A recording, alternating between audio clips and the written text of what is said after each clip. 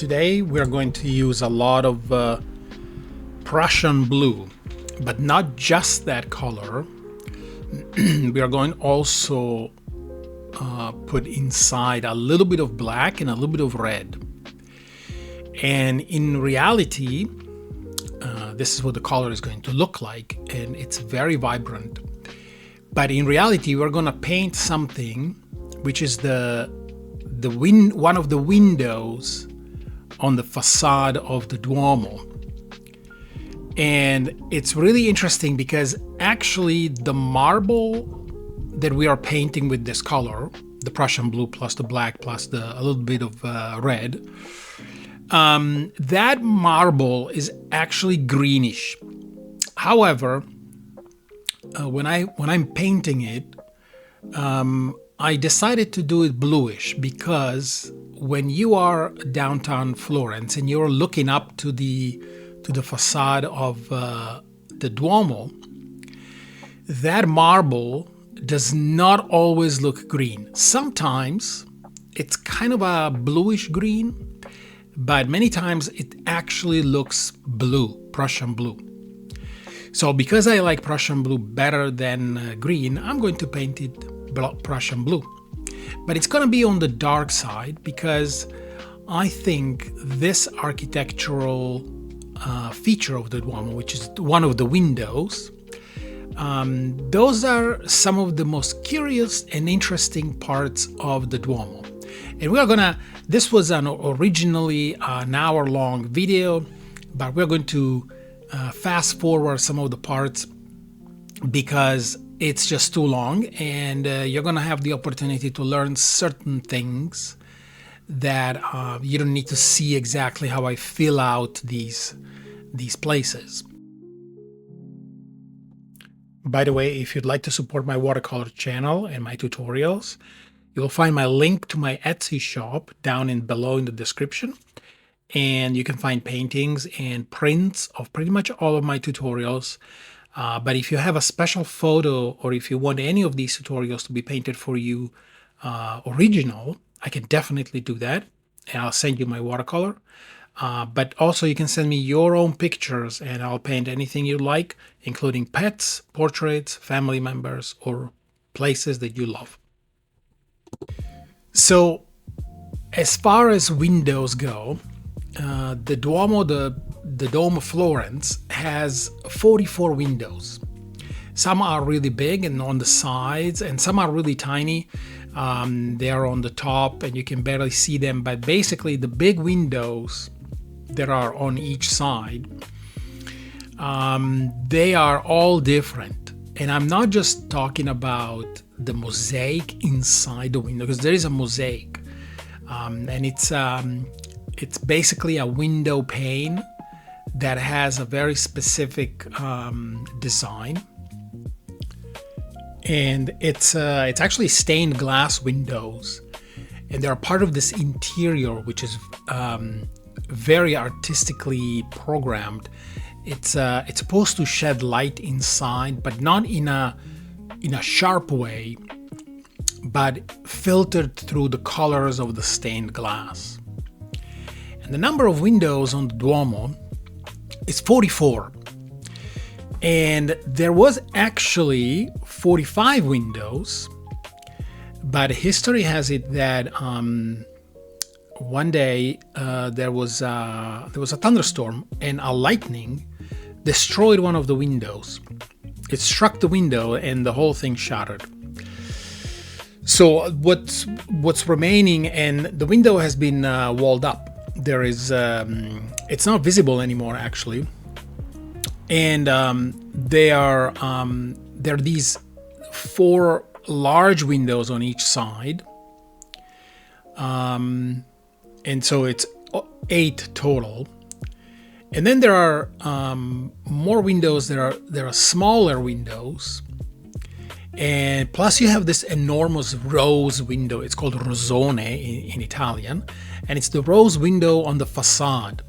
So the facade has this giant opening that lets the light in, and it also has its own stained glass. I call it mosaic, but it's stained glass pieces put together as a mosaic in order to show exactly a scene from the Bible, for example, or Christ on the cross. Now, these windows, they were made by prominent designers. Now, you probably never heard of Agnolo Gaddi, which is one of the designers of the windows of the Duomo of Florence. And he depicts Saint Michael, Saint Paul, Saint Stephen, Saint Gregory, Saint Sebastian, and Lucy. And it's one of the windows that has all of these saints. It's incredibly huge. I think it's something like 10 meters high, which is about 30 feet. And then it's 2 meters wide, which is 6 feet wide. And Agnolo Gaddi also did other windows in other cathedrals in Europe, and they're similarly shaped. So it's very interesting. And then the other windows are they're very big, and they have been designed by Donatello.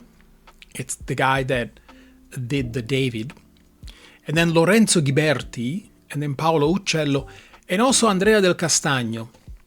And the designers are extremely interesting. It's scenes from the Bible, but they all have also geometric patterns, and mostly, I'm guessing here, mostly because the way how the lead was laid on the windows in order for the pieces of glass to stick together, it kind of needed some structure, so otherwise it would crumble down. So the engineering at that time called for certain geometric shapes, and that's what we have today.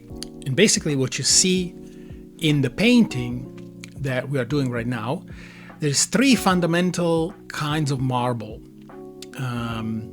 So there is the marble from Carrara, which is the white one, and it's technically limestone which has been compressed with a lot of pressure and heat, and it became marble. Marble is nothing more, nothing less than limestone. However, it's very artistic because the veins inside the marble, those are other chemicals that have been pressed with the limestone. It's kind of a fascinating process. But basically, many statues in Florence by Michelangelo, for example, they have been carved with the Carrara marble. And I don't know how they brought it all the way to Florence, because Carrara and Florence are quite a ways, probably close to, I don't know, like 50, 60 miles. And back then you have to imagine 60 miles was like a 2-day trip. But now imagine carrying a giant block of marble, so the trip may become a couple of weeks, because they had to go slow, and they were facing some engineering challenges. Back then, the roads were not what we have today, and there was a lot of danger in these trips. So who knows what at that time the difficulty was. Now the blue one that I'm painting here, the blue is actually green, and it comes from Prato, from a quarry in Prato, which still exists. Of course, it's not producing anymore, but the quarry is still there, and it was producing this interestingly green bluish marble, and this marble is a lot softer than the Carrara marble. Carrara marble is extremely hard, but this one is a lot softer, and it appears that this marble, this blue marble, it takes the color from several chemicals that are only found on the top, excuse me, on the top of the crust of the earth, it has lots of chemicals in it that makes it blue. Some of the chemicals are very interesting because some of them are iron. And you might think that iron will always color things red. Well, it doesn't. Apparently, sometimes it can oxidize and it can produce green, greenish kind of colors if you, I don't know if the conditions are right, I guess. I don't know exactly the chemistry here, but that's what I was able to find online. So, and the third kind of marble here, which is the red one. Now, the red marble comes from Siena. And I don't know if you remember in my previous videos, I often talk about Terra di Siena, which is land of Siena. And it's a color that you can buy in a store. If you go in Italy, in Florence, and you go to an art store and you ask for Terra di Siena, watercolor, for example, they'll give you, 50 different kinds. Or you can buy Terra di Siena bruciata, which is burned sienna umber. It's called umber, actually, many times. In English, it has this name. But in Italian, it's Terra di Siena bruciata, which is burned umber. And come to find out that Siena has this really reddish dirt. If you go to Siena and then you just travel by car, for example, you rent a car and you go around, sometimes on the side of the road, you're gonna see this red dirt. And it's quite interesting because it's almost like copper red. And so once again, I'm not a chemist, so I don't know exactly the chemistry, but basically the red marble comes from the land of Siena, which has quite a lot of it, and it's been imported into Florence. So one little curiosity that I've noticed is that the three colors that are on the facade of the Duomo, although extremely well arranged, they are the colors of the Italian flag. And I don't know if you noticed it, but it's certainly something that gets noticed. So the facade of the Duomo, this window that I'm painting right now has lots of details, and I wasn't able to capture exactly all the details, but I think this is a very precise painting. You cannot improvise here. You're basically coloring this whole thing, and the details here are incredible. I didn't really want to. I was trying to be as precise as possible. Also, the drawing of this thing took a long time because it was impossible to improvise, so you had to do it exactly right. And I think I got a couple of things wrong. But let me slow down here for a second. So, as you can see right now, the whole thing has the colors. So this is the colors that it has. But we're going to go a little bit further, and we're going to make it look like it's actually alive.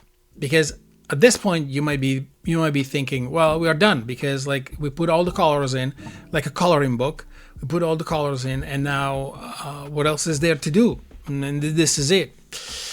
Well, not so fast, because I want to show you this technique that I'm using here, which is to show every single stone, pretty much, not every stone, but pretty much the stones that were laid to form this arc. And you might be thinking, well, yeah, there are stones there, but why are we coloring them one by one? Well, the effect that you're going to give to your watercolor is by adding this detail of differently colored stones, is the effect of realism. This is going to look very real. It's not just going to be an arc that's made of blue marble, but it's going to be made of several different pieces. And I want to point this out. This is a small watercolor. So I didn't have to do this because, details, it's a very small watercolor, so you can't really detail it too much. But you should try to add more and more details. And this also allows you to do a study of what you're painting. Don't just paint the aesthetics of it. It's beautiful to see. Great, I get it. But also let's give it let's study this a little bit, and let's see how we can recreate a historic effect, because this is also important from a historic point of view. How did they build it? So it's nice to extend your knowledge and put your knowledge inside your painting, because at this point you're going to see that it's gonna start to gain some life here. This doesn't look anymore like a coloring book. It looks actually like pieces of marble assembled together. And as we progress, you're gonna see that this effect is gonna be even more visible with time. So let's forward a little bit here, and let's keep going.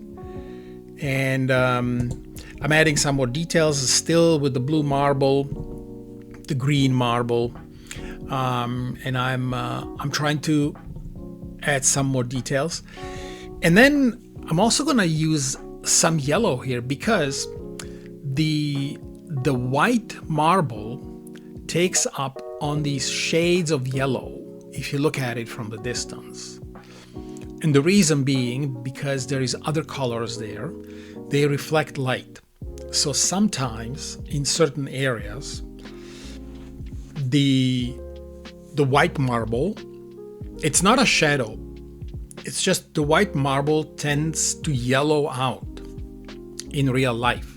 And it could be weathered by, pollution. This was a big thing in the 70s and 80s. You have to imagine that 70s and 80s, when I grew up in Florence, there was buses with diesel exhausts right next to the Duomo, going right next to it for years. And of course, the Duomo has been restored, and the facade, the outside, has been cleaned up every 5-6 years. It goes to a complete restoration, because the facade will be completely black at some point. It's just weather. Today, fortunately, we have a lot of Italy has a lot of laws in place, thanks also to the European Union. And they are anti-pollution laws, and they don't allow cars to drive inside historic places. So I'm actually yellowing some bricks on this arc, as you can see. And so this is also going to show, and this is going to show that this arc has been built with different pieces, and it's going to add realism to the whole thing. So this is very important, because I'm adding details where details are needed, because it will show the substrate, what's in the background. And in the background, there's individual stones.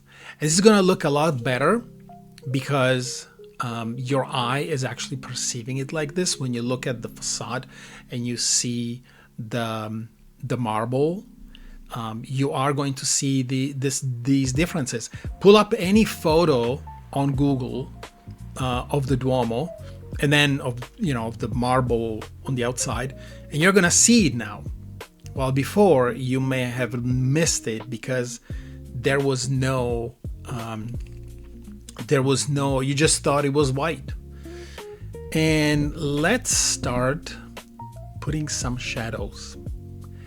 And this is really going to bring the whole thing to life, because obviously these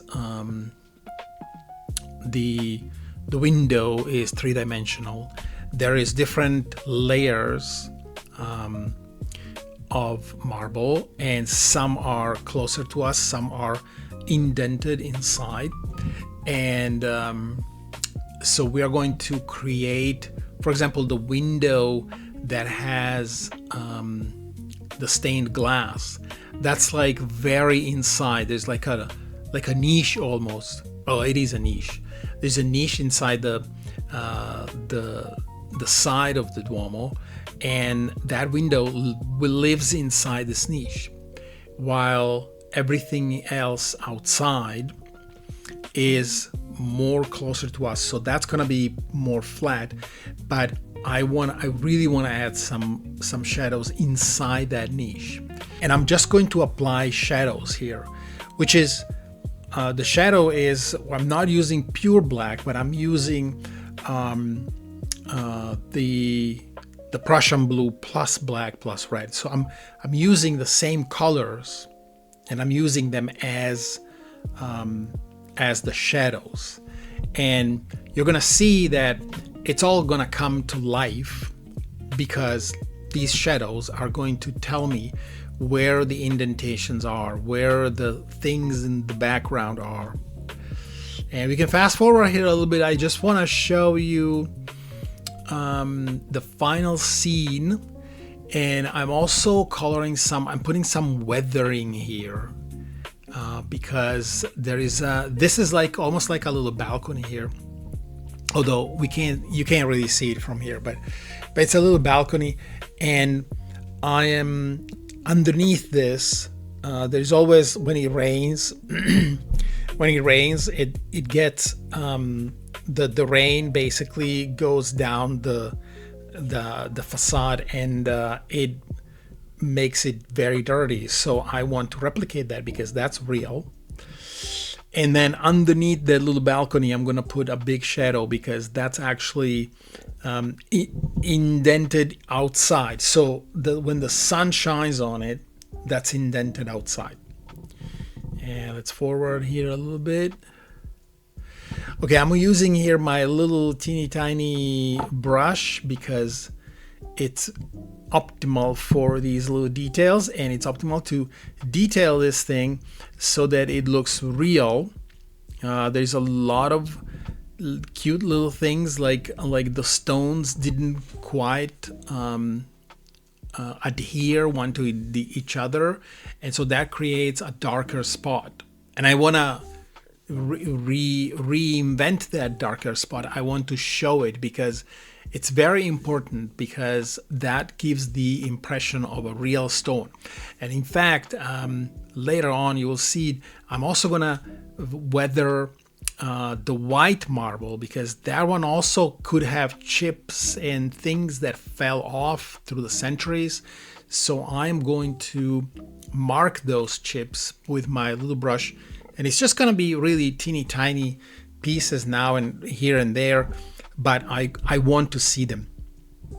And of course, underneath the three little columns, there are the central one, and then the two on the sides. Those need to have shadows underneath, and I have seen some of these because there is a place in Florence that does restoration of these columns.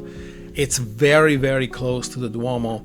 It's in Via dello Studio, where there is a very famous art store, Zecchi. And in Via dello Studio, there is a lab that replaces and fixes pieces of the Duomo. It's fascinating because it's actually a giant window, and people can stop by and they can look at and see how they work. And you should go and see it because it is live restoration of the pieces of the Duomo. And it's not that something bad happened to them. It's mostly cleaning and then assessing the status of the marble, assessing the position. They do all sorts of studies. There is a government organization called Belle Arti, and they have everything that's artistic and needs preservation in Italy. They are in charge of it. So they will come and they will assess the severity of the damage, or of the severity of the the restoration or the weathering, if the item that has been taken in charge needs a restoration, and they will also finance it. So it's a very powerful organization, and thank God for them, because a lot of stuff in Italy will just completely crumble down and be destroyed, like many have. There are Roman amphitheaters in the southern Italy that have barely any stones anymore. Imagine what happened to them. People just came and they took the stones. So they dismantled a Roman amphitheater to build their own things. And this is recent history. And that's a shame, because we have a lot of art history in Italy, but some people just didn't care, and they took their own initiative and they destroyed everything that was very historic to build their own backyard pizza oven. Okay, so let's forward here a little bit, and I want to show the finished thing. We're approaching here to the finish line. It is a little repetitive, I get it, but it needs to be repetitive. This was the intent for of the old masters when they were building the Duomo. The intent was to show perfection, and therefore all the pieces of marble had to fit together perfectly, and they have to be symmetrical, and the dimensions have to be just right. And painting this was extremely challenging, because it took everything I had in concentration and very, very steady hand. With architectural drawings, you cannot just improvise and do whatever you want. There is it's very precise. So, and I like it because it's, you know, it's a good exercise in it's almost meditation, I would say. Anyways, this is the final product. I really like it. The balance of the colors is wow. I didn't know it was gonna turn out this way, but now looking at it a little bit from the distance, I can see that it is quite magical. Next time I go by it, I will stop by this particular window. I think this window is on the back, is on the apside, which I don't know exactly how you say it in English, but it's basically the back side of the church, and the window is just sitting there. It's beautiful, and I think I took a picture, and this is what the drawing is from that picture. And here's the last of the shadow.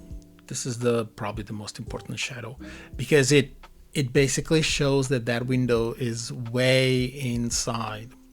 The sun is shining outside and it's casting that big shadow on it. Okay, I think this is it. Thank you so much for watching again, and I will see you in the next one. Don't forget to check out my Etsy store.